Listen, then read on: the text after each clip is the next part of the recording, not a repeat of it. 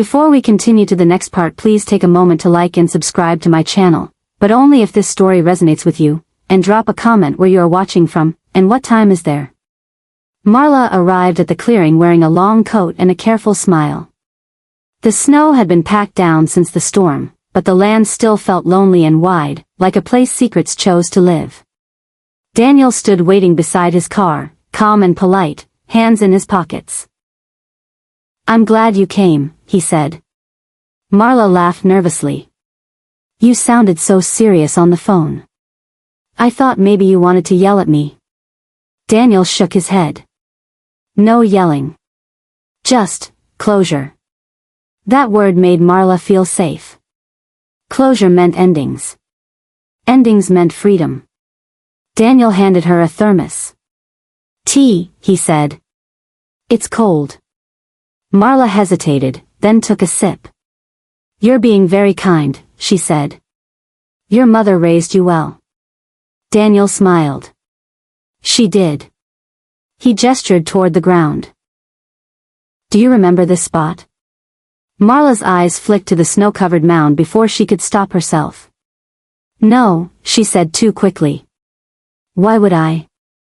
Daniel knelt and brushed away snow with his boot, revealing disturbed earth beneath. Not a hole, just enough to make the memory wake up. Marla swallowed. "This is where my mother almost died," Daniel said evenly. "She survived because she's stronger than you thought." Marla stepped back. "Daniel, I told you, it was an accident." Daniel nodded. "You're right. And accidents should be recreated, don't you think? For understanding." Marla frowned. "What does that mean?" Daniel pulled out his phone and pressed play. Her voice filled the air. "Old people don't last long anyway." Marla froze. Daniel didn't shout. He didn't threaten. He simply looked at her like a teacher waiting for a student to answer a very obvious question. "You see," he continued calmly, "I could give this to the police. And I will. But first, I wanted you to feel something." Marla laughed suddenly, sharp and uneasy. "Feel what? Cold? Fear? You think you can scare me?" Daniel opened the trunk of his car. Inside was a shovel, a camera on a tripod, and a bright orange vest that read, "Community Reenactment, Filming in Progress." Marla blinked. "Is this some kind of joke?" Daniel shrugged. "A little." He explained slowly, clearly, like explaining rules to a child. Marla was going to dig. On camera. While Daniel asked questions. While everything she said was recorded. While she tried to explain why an accident happened in the exact same place. "You won't bury me," she snapped. Daniel smiled softly. "No. I'm not like you." Marla looked around. No one else was there. But cameras have a way of inviting witnesses later. Her hands began to shake. And for the first time, Marla understood the joke. She wasn't the one laughing anymore. Marla thought fear was over. But Daniel was just getting started, and the audience hadn't arrived yet. Marla dug slowly at first. The shovel scraped against frozen soil, each sound sharp and loud in the open air. Daniel stood a few steps back, arms folded, the camera blinking red. "Recording." "Dig deeper," he said calmly. Marla shot him an angry look. "This is ridiculous." Daniel tilted his head. So was burying an old woman alive. Her jaw tightened. She pushed the shovel down harder. The ground resisted, just as it had when Evelyn clawed at it days earlier. Sweat formed on Marla's forehead despite the cold. As she dug, Daniel began asking questions, simple ones. "Why did you turn off the heater at night?" Marla hesitated. "I didn't." Daniel didn't argue. He just waited. Silence can be louder than shouting. The house was old," she muttered. Daniel nodded. "Why did you hide my mother's phone?"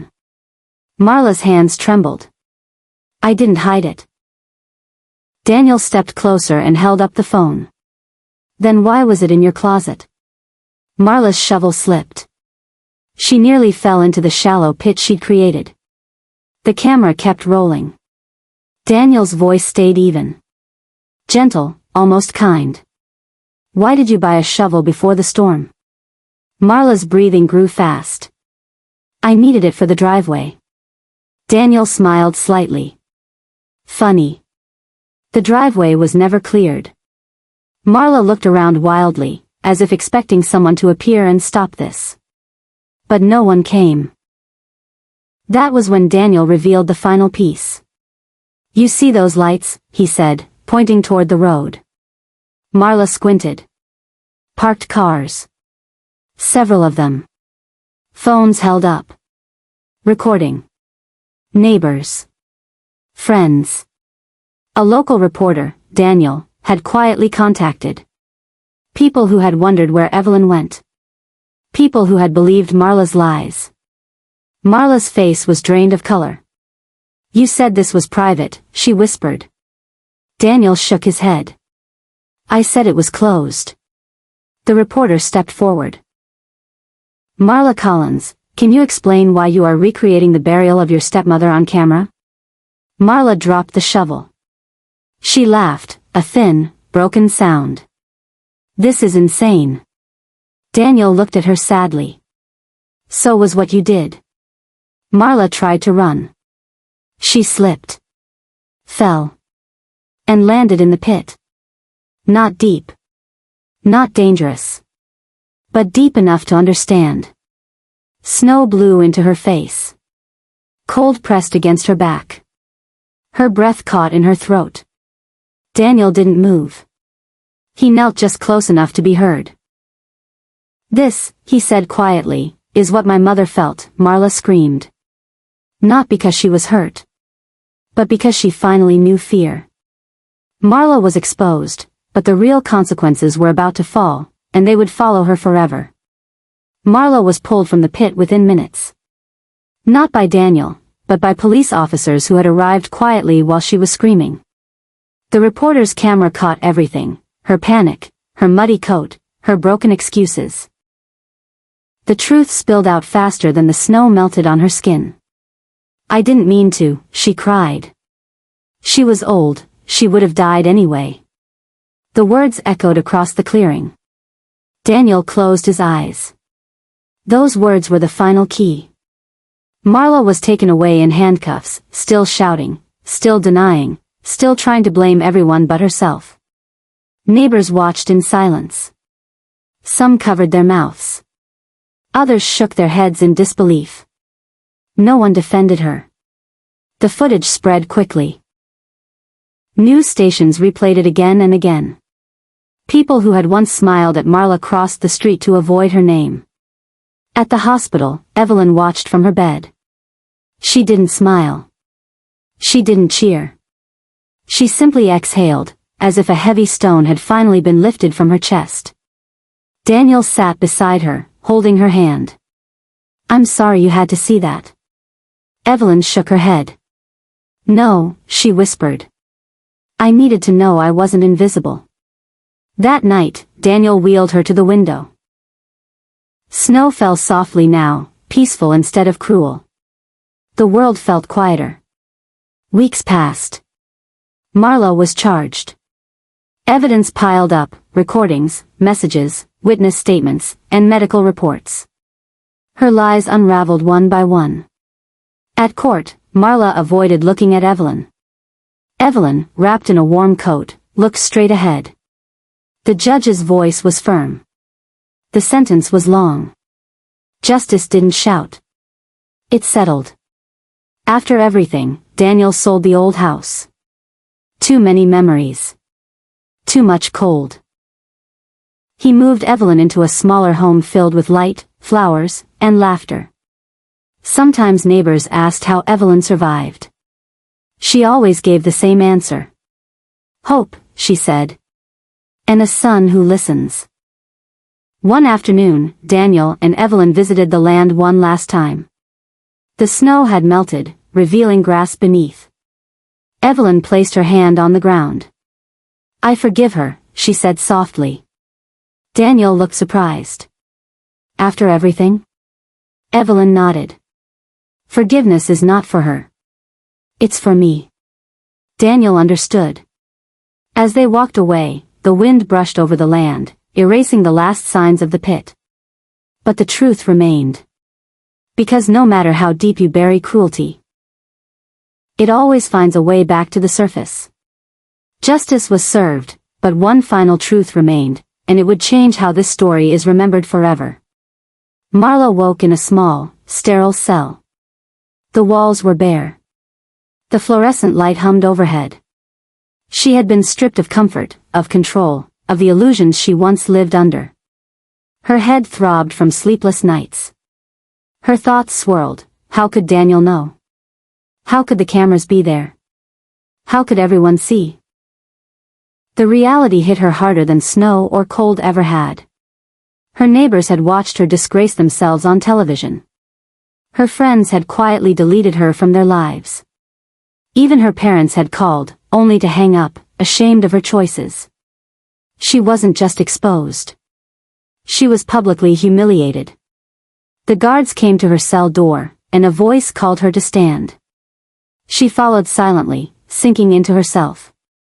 Outside, the courtroom was full, reporters, neighbors, strangers. Cameras flashed.